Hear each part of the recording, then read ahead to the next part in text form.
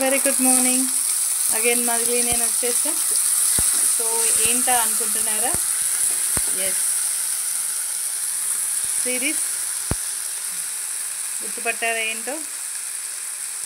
So పులిసెంత కూర పప్పు చేస్తున్నాను నేను. కొంచెం సేపు మగ్గని.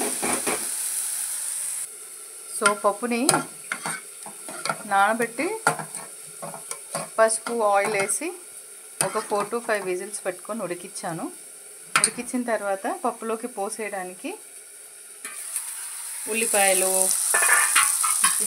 జీలకర్ర, ఆవాలు అన్నీ కలిపి ఫ్రై అయిన తర్వాత అందులో పులిసెంత కూర వేసాను.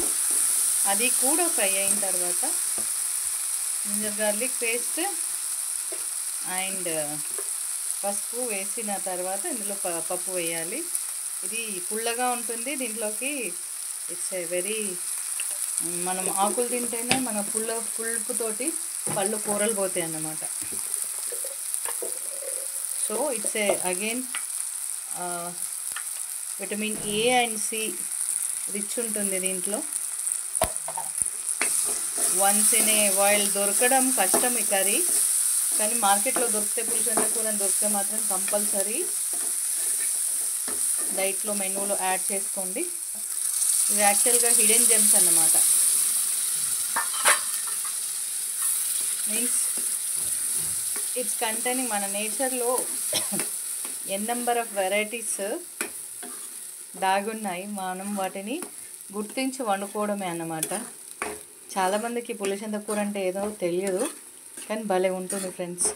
మనం ఈ చింతపండు కానీ మ్యాంగో కానీ ఏది వేయకపోయినా ఈ ఆకు పుల్లదనం అలా ఉంటుందన్నమాట. సో ఫైనల్గా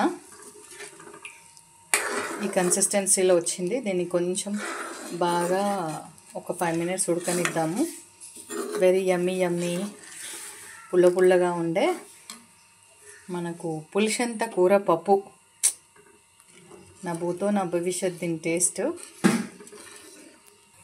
పిట్ట కొంచెం కూతగనమంటారు కదా, చూశారు కదా నేను ఎంత ఆకేసానో ఈ పప్పులో.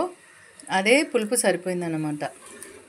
ఇది చాలా మనం ఎవరైతే సైన్స్ స్టూడెంట్స్, బైపీసీ స్టూడెంట్స్ ఉంటారో వాళ్ళకి ఈ ఆకు గురించి బాగుంటుంది. జనరల్గా ఇది ఇందులో ఇంకొక టైపు ఉంటుంది, ఏంటంటే కలుపు మొక్కలా ఉంటుంది. సేమ్ అలా త్రిదళం లాగా 3 ఆకులు ఒక దగ్గర కలిసిన పెటల్లాగా ఉంటుంది. యమ్మీ యమ్మీ. వేడివేడి అన్నంలోకి పులిసెంత కూర పెట్టుకొని తింటే నవ్వుతో నా భవిష్యత్.